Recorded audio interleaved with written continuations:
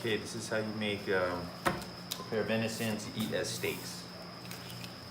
So you're gonna need this tool. It's called a jacquard. It's got all these little knives in it. It's 3 rows. Don't get the single row one. You get this from Cabela's for like 40 bucks. And I like a flexible fillet knife.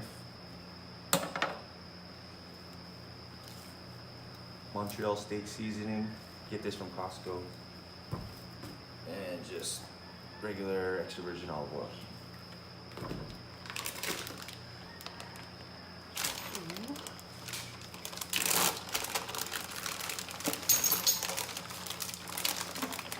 Just 2 main cuts that I use for making venison steaks.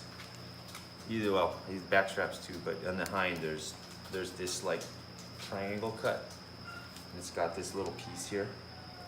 So these are both good. And then the hamstring, there's this big kind of flat one. I don't know what it's called. It's a good one too.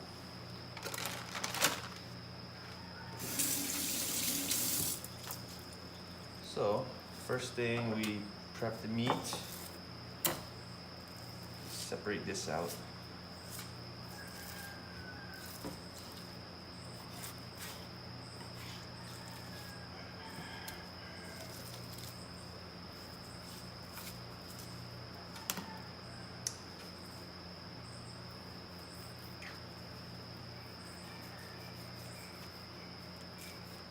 Another helper.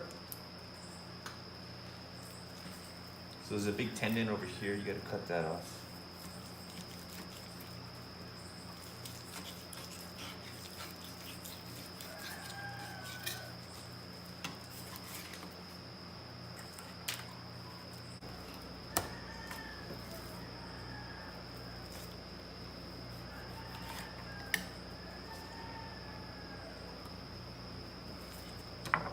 So generally you clean the meat up pretty good. It doesn't have to be perfect. And you take your jacquard. And the key that I found is 5 passes and they slightly overlap each other. So you're gonna do 3 on this side, flip it over, 2 on this side, and then we're gonna cut it up. But it goes like this. So basically I do like, as I press down, it kind of goes, I cover it by about half, and I kind of do this kind of motion, you'll see.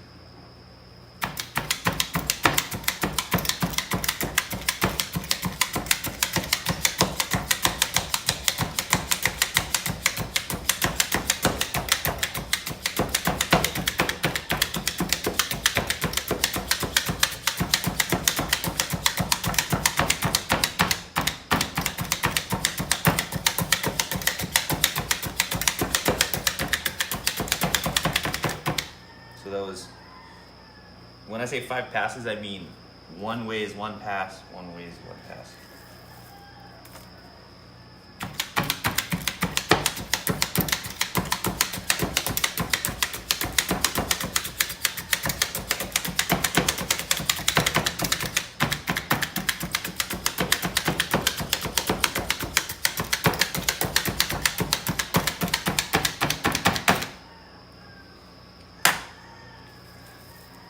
Okay, the meat kind of looks like that. It flattens out a little bit, which is not a problem, because we are going to cut this like that, so that you have kind of two pieces that sort of looks like a back strap, and it's like, I'll say that's like 1.5 inches thick, and then I cut that into medallions about, I guess that's about the size of your palm, and I throw it in a bowl.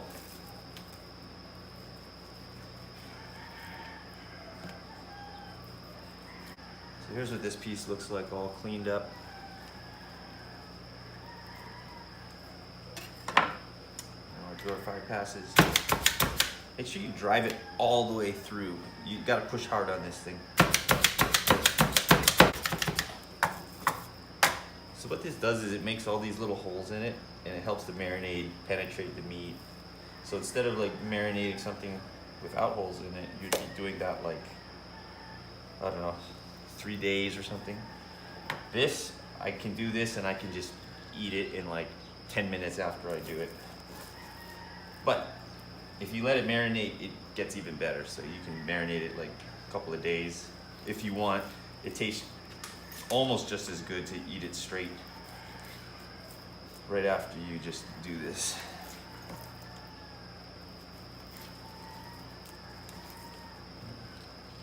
Yeah, like these are ideal sizes. That kind of size, like this. And I cut them at sort of like a sweeping angle. Sort of how you would do a fish or something. Bowl. So now, you got your meat in the bowl.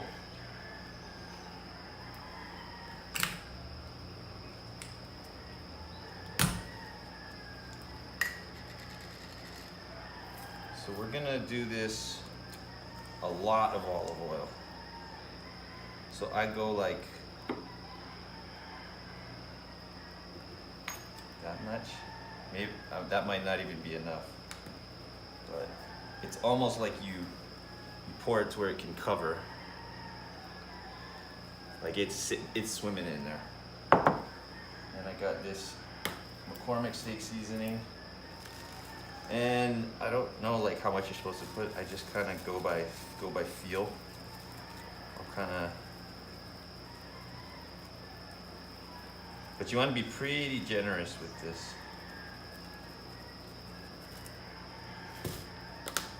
So I don't know. It's like that much. And then we gotta massage it in.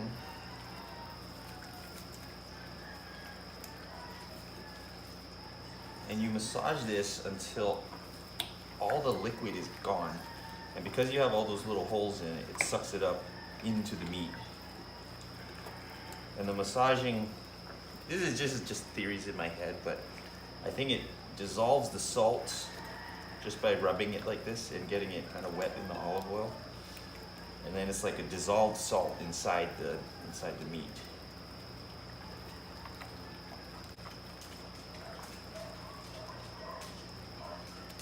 Okay, I say that looks good. And you can kind of see, like your meat should have, like this is the appearance of enough salt. So I kind of go by visually how it looks, like you could see all the specks, I don't know, but just, that's what I shoot for. Okay, all right. Now I'll throw this in a Ziploc bag and throw it in the refrigerator. And we'll take it out right before I get home from work.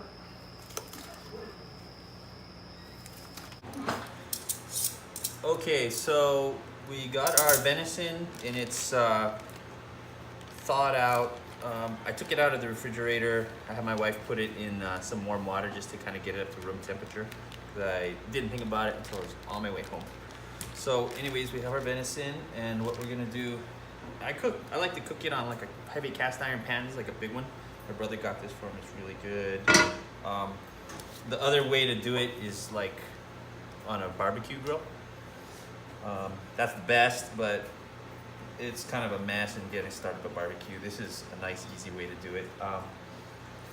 As long as you gotta use some kind of heavy pan. So I got like cast iron. So I'm gonna run this thing like pretty hot. So it's like a medium high heat.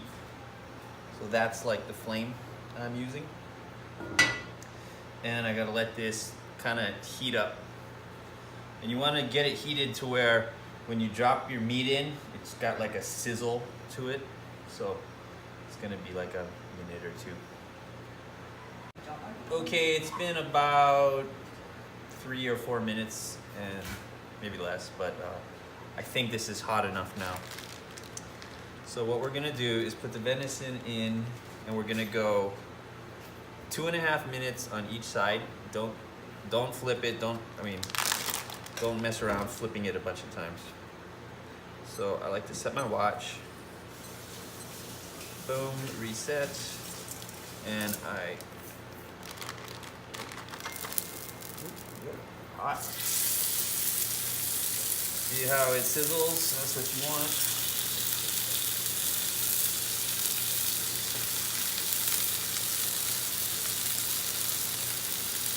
Kind of go around the pan. It's best if you have like a little bit of space in between them. Because no matter what, like a big buck, it's gonna take, even a big doe, you can't cook it all in one crack with the pan.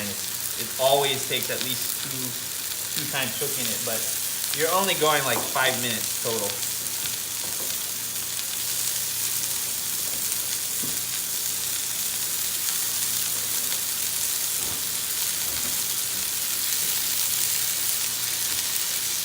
Okay, so I get it in and then I start the timer.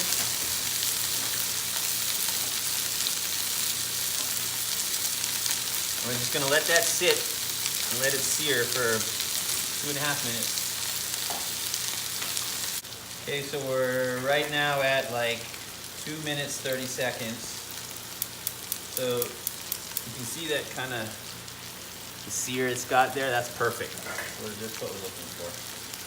Just give this a flip. And I like to try to get it in the order that I laid them on there so that the cooking time is all consistent.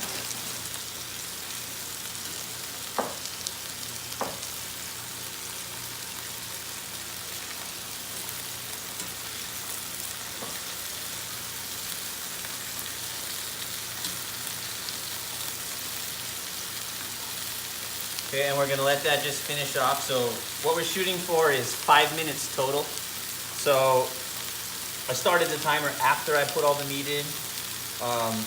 By the time I get all these flipped, it's been like 30 seconds. So what I do is I just wait till the watch hits 5 minutes and then that's it. Take it out.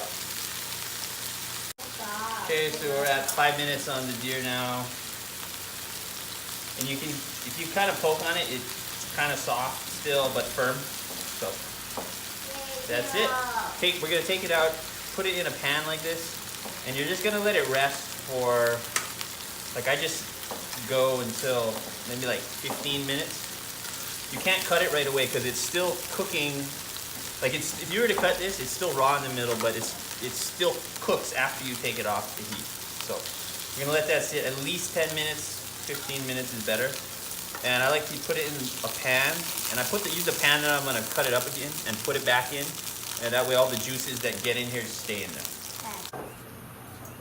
Okay, so now it's been 15 minutes. I basically, from when I take the meat out of the pan, I just keep the timer running, and when it hits like 15 minutes, that means the meat that we first cooked, this was 2 batches, the first one will have had 15 minutes to rest. So if you kind of notice the grains, we want to cut it like, so the grains run like this way. So I want to cut it across the grain so it's softer. So are they running like that?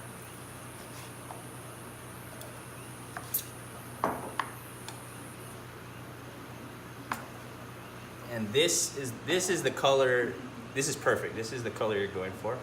It's like really pink, but it's not red, and then just like a nice brown cooked layer on the outside. So these are perfect. So what we're gonna do is we're gonna chop all these up. I like to make them into kind of like bite-sized strips. And then this is important. After you cut it, you take this and put it back into the pan with all the juices. And then that way all these areas over here that don't have like the salt and stuff, they get all that flavoring back added onto it.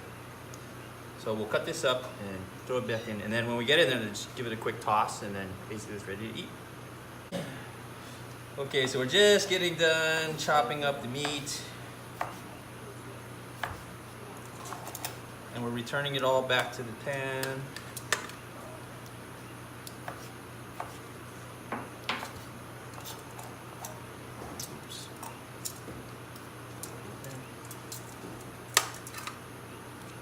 All these juices back in here.